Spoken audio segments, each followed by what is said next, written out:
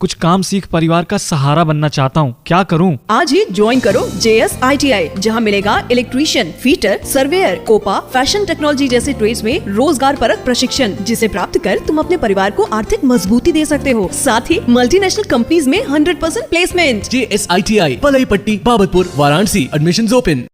छात्रों, JS private ITI के इस ऑनलाइन पोर्टल पर आपका हार्दिक स्वागत है। मैं विश्वजीत यादव, इलेक्ट्रीशियन इंस्ट्रक्टर। जैसा कि आप लोग को पता है कि हमारा 2-3 वीडियो गया हुआ है ट्रांसफार्मर से संबंधित, जिसमें हम लोग देखे क्या है कि उसके वर्किंग प्रिंसिपल के बारे में देखे हैं, डिफिनीशन के बारे में देखे हैं तथा उसके कोर के कंस्ट्रक्शन के बारे में देखे हैं। विभिन्न सारे वीडियो हमारे पड़े हुए हैं और हमारा डेली का डेली PDF भी जा रहा है। आज हम लोग उन PDFों का जो मल्टीपल चॉइस प्रकार के क्वेश्चन है, इस तरीके के जो मल्टीपल चॉइस क्वेश्चन होंगे, आज उस क्वेश्चन के बारे में हम लोग डिस्कस करेंगे कि कैसे क्वेश्चन को सॉल्व किया जाएगा। जैसा कि स्टूडेंट आप लोग देख रहे हैं, हमारा यह PDF खुल चुका है, जिसमें हमारा पहला क्वेश्चन है कि ट्रांसफार्मर एक प्रवर्धक है कि गतिज मशीन है कि स्टैटिक मशीन है कि कोई नहीं। तो इसका हमारा सही और एप्रोप्रिएट आंसर होगा स्टैटिक मशीन, क्योंकि हम लोग जानते हैं कि ट्रांसफार्मर एक प्रकार की इलेक्ट्रोस्टैटिक डिवाइस होती है और इसमें घूमने वाला कोई पार्ट्स नहीं होता है, इसलिए ट्रांसफार्मर एक प्रकार की स्थैतिक मशीन होती है। आइए अब हम लोग दूसरे क्वेश्चन पे आते हैं। हमारा दूसरा क्वेश्चन इस तरीके से है कि किस प्रकार की धारा पर एक परिणामित्र कार्य करता है।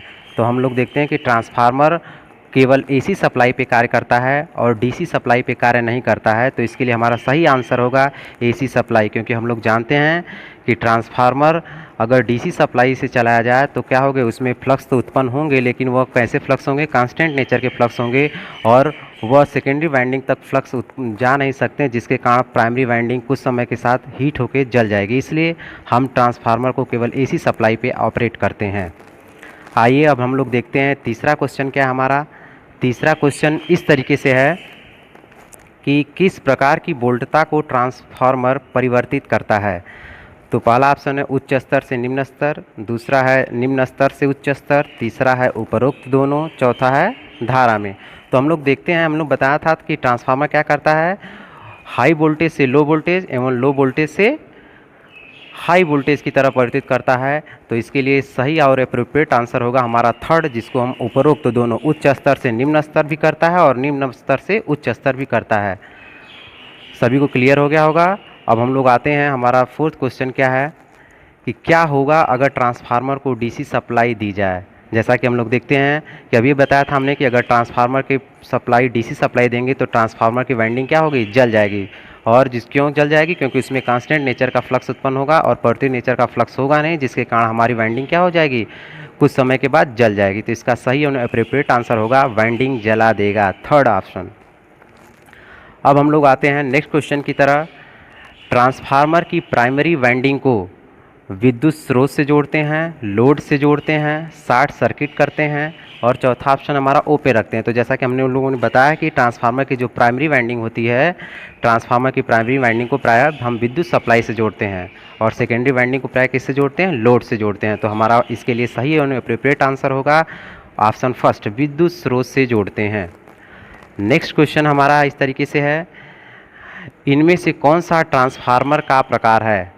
जैसा कि आप लोग को थियोरी की क्लासेस में मैंने आप लोग को बताया था कि transformer on the basis of core construction के आधार पर 3 प्रकार के होते हैं, बेरी टाइप, कोर टाइप और सेल टाइप। तो इसके लिए सही और एप्रोप्रिएट आंसर होगा ऑप्शन फोर्थ, उपरोक्त सभी। अब हम लोग आते हैं नेक्स्ट क्वेश्चन की तरह।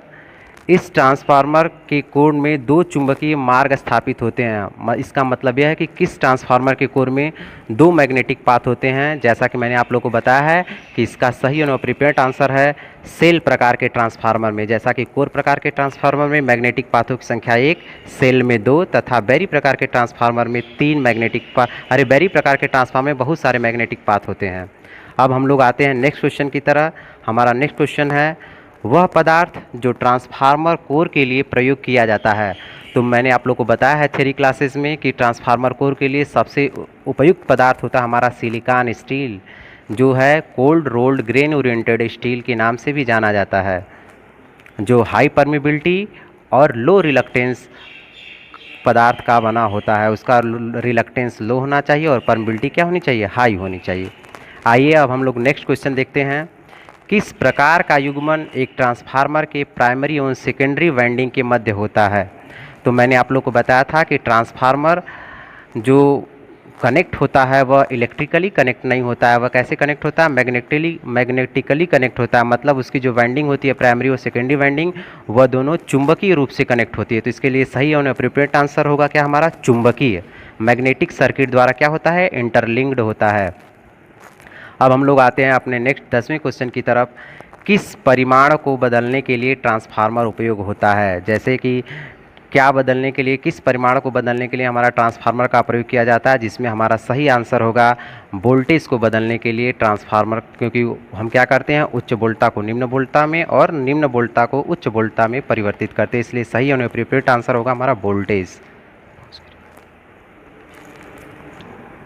अब हम लोग देखते हैं दूसरे दिन का पीडीएफ हम लोग भेजे थे आप लोग को। दूसरे दिन के पीडीएफ में हम लोग इस तरीके क्वेश्चन है, जिसमें पहला क्वेश्चन हमारा है सेकेंडरी वाइंडिंग में प्रेरित विद्युत वाहक बल किस पर निर्भर करता है? जो सेकेंडरी वाइंडिंग में हमारा प्रेरित विद्युत वाहक बल इंड्यूस्ड ईएमएफ होता है, वह टर्नों की संख्या, फ्लक्स तथा सप्लाई आवृत्ति, इन तीनों चीज़ों पर निर्भर करता है। तो इसके लिए सही एप्रोप्रिएट आंसर क्या होगा? उपरोक्त तीनों। अब हमारा नेक्स्ट क्वेश्चन है ट्रांसफार्मर में प्राइमरी तथा सेकेंडरी के बीच प्रतिरोध होता है। जैसा कि मैंने आप लोग को बताया है कि प्राइमरी और सेकेंडरी वाइंडिंग दोनों इलेक्ट्रिकली कनेक्ट नहीं होती हैं, दोनों मैग्नेटिकली कनेक्ट होती हैं। इसलिए प्राइमरी और सेकेंडरी वाइंडिंग के बीच जो रेजिस्टेंस होता है वह अनंत रेजिस्टेंस होता है, इनफाइनाइट रेजिस्टेंस। Option second. अब हम लोग आते हैं नेक्स्ट क्वेश्चन की तरह। ट्रांसफार्मर रेटिंग को आमतौर पर किसमें व्यक्त किया जाता है? हम लोग देखते हैं कि ट्रांसफार्मर की रेटिंग हमेशा जब भी ली जाती है उसको किलो वोल्ट एम्पियर, केवीए या हम वोल्ट एम्पियर में रिप्रेजेंट करते हैं, जिसका सही और एप्रोप्रिएट आंसर होगा हमारा ऑप्शन नंबर 3 वोल्ट एम्पियर। अब हम लोग नेक्स्ट क्वेश्चन की तरफ चलते हैं। ट्रांसफार्मर का कार्य सिद्धांत क्या है? जैसा कि मैंने पहले ही लेक्चर में आप लोग को बताया कि ट्रांसफार्मर वर्क करता है Faraday's law of electromagnetic induction, Faraday के विद्युत चुम्बकीय प्रेरण के सिद्धांत पे, जिसको हम म्यूचुअल इंडक्शन के सिद्धांत के नाम से भी जानते हैं। म्यूचुअल इंडक्शन मीन्स क्या होता है? सह प्रेरण। तो इसका सही और एप्रोप्रिएट आंसर होगा सह प्रेरण। अब हम लोग आते हैं नेक्स्ट क्वेश्चन की तरफ। ट्रांसफार्मर में तेल प्रयोग करने का क्या उद्देश्य है? किसी भी ट्रांसफार्मर में हम आयल क्यों प्रयोग करते हैं? तो आयल प्रयोग करने का सही तरीका हमारा आयल इंसुलेशन एवं शीतलन प्रदान करना। क्या करता है? वह इंसुलेशन प्रदान करता है तथा ट्रांसफार्मर को कूल भी रखता है। इसलिए इसका सही आंसर हमारा सेकेंड आंसर होगा, इंसुलेशन एवं शीतलन प्रदान करना। अब हम लोग आते हैं नेक्स्ट क्वेश्चन की तरह। हमारा अगला क्वेश्चन है सामान्यतः ट्रांसफार्मर की दक्षता होती है, जो नॉर्मली हमारे ट्रांसफार्मर की एफिशिएंसी जो होती है वो हमारा 95% से 98% तक होती है। इसका सही ऑप्शन नंबर 4। अब हम लोग नेक्स्ट क्वेश्चन की तरफ आते हैं। देखते हैं कि निम्न में कौन सा ट्रांसफार्मर का मूल अवयव नहीं है? जैसा कि मैंने आप लोग को कंस्ट्रक्शन के बारे में बताया था, तो कंस्ट्रक्शन के मूल भागों में मैंने देखा था कि कोर भी है, प्राइमरी वाइंडिंग भी है, सेकेंडरी वाइंडिंग भी है, और ये हमारा चौथा आंसर है जो परस्पर अभिवाह, यही हमारा नहीं है, मूल अवयव के रूप में नहीं है। तो इसका सही आंसर होगा हमारा ऑप्शन नंबर 4। अब हम लोग आते हैं नेक्स्ट क्वेश्चन की तरह। ट्रांसफार्मर का निम्न में से कौन सा भाग बाहर से दिखाई देता है?